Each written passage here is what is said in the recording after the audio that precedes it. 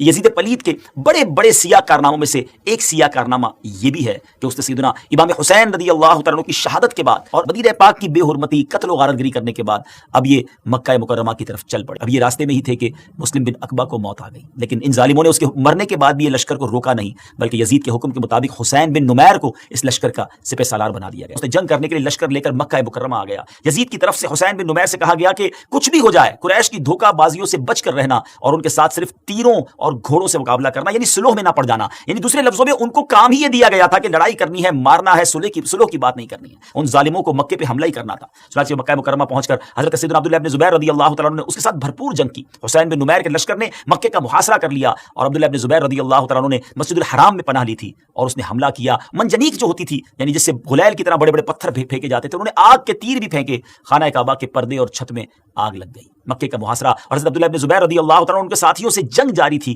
کہ یزید کے مرنے کی خبر شامیوں تک پہنچی، وہ متفرق ہو گئے، وہ گھبرا گئے۔ حسین بن نمیر بھی بھاگ نکلا۔ یزید کی موت کے بعد مروان بن حکم نے لوگوں کو اپنے ہاتھ پر بیعت کرنے کا کہا۔